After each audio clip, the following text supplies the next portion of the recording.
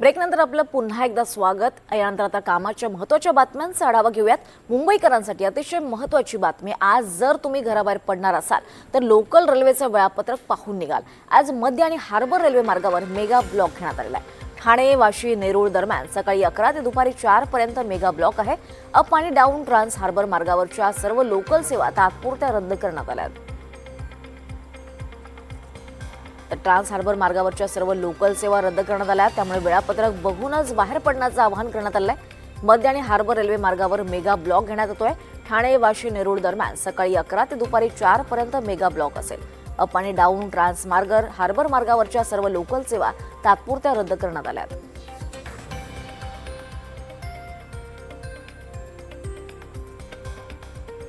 मध्य आणि harbour railway मार्गावर ब्लॉक असणार आहे, त्यामुळे वेळापत्रक पाहूनच बाहेर पडण्याचं आवाहन करण्यात आलेलं आहे. तिकडे मध्य महाराष्ट्र, मराठवाडा आणि विदर्भात वादळी वाऱ्यासह पावसाचा अंदाज असल्यानं सतर्कतेचा इशारा देण्यात आलाय. मध्य महाराष्ट्र, मराठवाडा आणि विदर्भात वादळी वाऱ्यासह पावसाचा अंदाज असल्यानं सतर्कतेचा इशारा दिलाय. उर्वरित राज्यात उन्हाचा चटका कायम राहण्याची शक्यता हवामान विभागानं वर्तवली आहे. उन्हाचा ताप वाढल्यानं विदर्भात उष्णतेची तीव्र लाट आली आहे. अमरावती इथे देशातील उच्चांकी तापमानाची नोंद झाली आहे. राज्यात पावसाचा येलो अलर्ट देण्यात आलेला आहे. मध्य महाराष्ट्र, मराठवाडा आणि विदर्भात पावसाची शक्यता आहे. एकीकडे उन्हाचा कडाका वाढलाय, दुसरीकडे काही जिल्ह्यांना पावसाचा अलर्ट देण्यात आलाय. राज्यात वादळी पावसाचा अंदाज व्यक्त करण्यात आला आहे.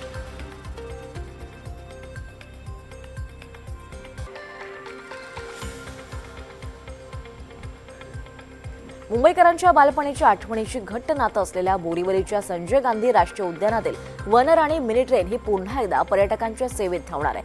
निसर्गरम्य वातावरण, हिरवाईने नटलेला परिसर आणि वन्यजीवांनी समृद्ध जैवविविधता अनुभवण्याची अनोखी संधी या मिनी ट्रेनच्या माध्यमातून पर्यटकांना मिळणार आहे. तोक्ते चक्रीवादळामुळे मे 2031 पासून वनराणीची सेवा विस्कळीत झाली होती. तब्बल 6 वर्षांनंतर अधिक आधुनिक आणि पर्यावरणपूरक तंत्रज्ञानासह ही मिनी ट्रेन पर्यटकांच्या सेवेत रुजू झाली आहे. केंद्रीय वाणिज्य मंत्री तथा उत्तर मुंबईचे खासदार पियुष गोयल यांच्या हस्ते आणि वनमंत्री गणेश नाईक यांच्या उपस्थितीत शनिवारी या ट्रेनचं उद्घाटन करण्यात आलंय.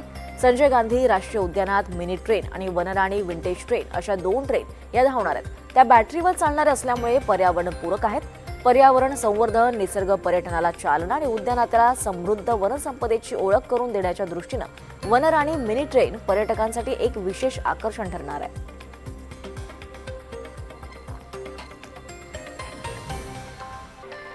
नॅशनल पार्कमध्ये ही वनराणी अवतरली आहे. तब्बल 6 वर्षांनंतर ही ट्रेन आली आहे. महिला प्रवाशांच्या सुरक्षित प्रवासासाठी मुंबई उपनगरीय लोकल ट्रेनमध्ये लवकरच गुलाबी कोच सुरू केले जाणार असल्याची माहिती आहे. राज्य सरकार लवकरच या प्रस्तावाची अंमलबजावणी करण्यासाठी मुंबई रेल्वे विकास महामंडळाला पत्र पाठवणार आहे. मुंबईत महिलांसाठी विशेष लोकल सोडल्या जातात, तरी सुद्धा गर्दी कायम असल्यामुळे प्रशासनानं हा मोठा निर्णय घेतला आहे. तर मुंबई लोकलमध्ये महिला प्रवाशांसाठी गुलाबी कोच अवतरणार आहे. प्रशासनानं गर्दी कायम असल्यामुळे हा महत्त्वाचा निर्णय घेतलाय. मुंबईमध्ये महिलांसाठी विशेष लोकल सोडल्या जातात, मात्र तरी सुद्धा गर्दी कायम आहे आणि त्यासाठीच हा मोठा निर्णय घेतला गेला आहे. त्यामुळे मुंबई लोकलमध्ये आता महिला प्रवाशांसाठी गुलाबी कोच असणार आहे.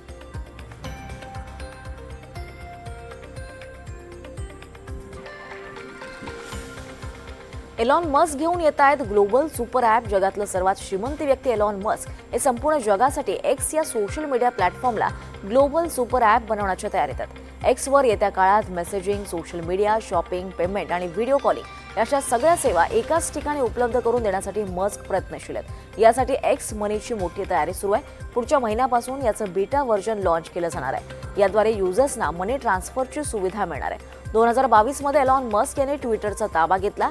त्यानंतर ट्विटर हे एक्स म्हणून ओळखलं जात आहे. आगामी काळात एक्सवर डिजिटल पेमेंट आणि वॉलेटची सुविधाही उपलब्ध होईल. यासाठी व्हिसा सारख्या कंपन्यांशी भागीदारी करण्यात आली आहे. याशिवाय स्टॉक ट्रेडिंग आणि गुंतवणुकीच्या सेवा तसंच शॉपिंग सुविधेचाही यात समावेश असेल.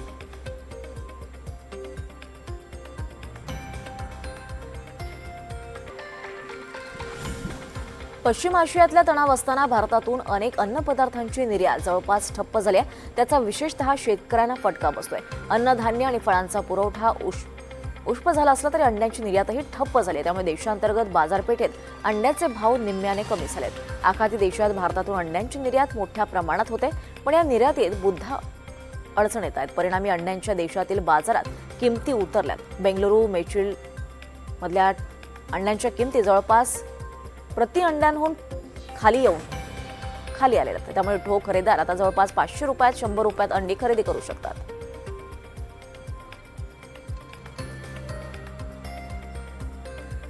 सीटीईटी परीक्षा फेब्रुवारी 2026-17ची उत्तरपत्रिका जाहीर करण्यात आली आहे। सीटीईटीच्या अधिकृत संकेतस्थळावर ती उपलब्ध करण्यात आली आहे। यामध्ये उमेदवारांना काही आक्षेप आढळल्यास ते आक्षेप देखील नोंदवू शकणार आहेत। परीक्षेला बसलेल्या उमेदवारांना त्याचे प्रश्न आणि पात्र उत्तर अधिकृत वेबसाईटवर पाहता येतील। तसंच उमेदवारांच्या कोणत्याही प्रश्नाच्या उत्तराबद्दल काही शंका असल्यास आज ते नोंदवण्याचा शेवटचा दिवस आहे।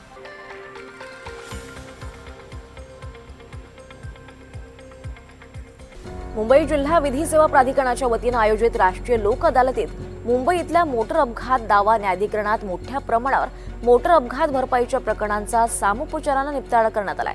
या लोक अदालतीत एका मोटर अपघात प्रकरणात तब्बल 1,20,00,000 इतक्या भरपाईची तडजोड करण्यात आली आहे। या सत्रातील सर्वाधिक सेटलमेंट ही ठरली आहे। या लोक अदालतीत एकूण 404 प्रकरणं यशस्वीरित्या निकाली काढण्यात आली आहेत। यामध्ये तब्बल 36,47,29,341 इतक्या रकमेची तडजोडीनं भरपाई निश्चित करण्यात आली आहे। त्यामुळे अनेक अपघातग्रस्त आणि त्यांच्या कुटुंबियांना दीर्घकाळ प्रलंबित असलेल्या प्रकरणातून मोठा दिलासा मिळाला आहे। लोक अदालतीच्या यशस्वी आयोजनासाठी एकूण 7 पॅनल गठीत करण्यात आले होते। या पॅनलसमोर एकूण 669 प्रकरणं ठेवण्यात आली होती। त्यापैकी अनेक प्रकरणांमध्ये सामोपचारानं तडजोड घडवून आणण्यात आली आहे, तर 404 प्रकरणाचा अंतिम निपटारा करण्यात आला आहे। मुंबईतल्या लोक अदालतीमध्ये अपघातग्रस्तांना दिलासा मिळाला आहे।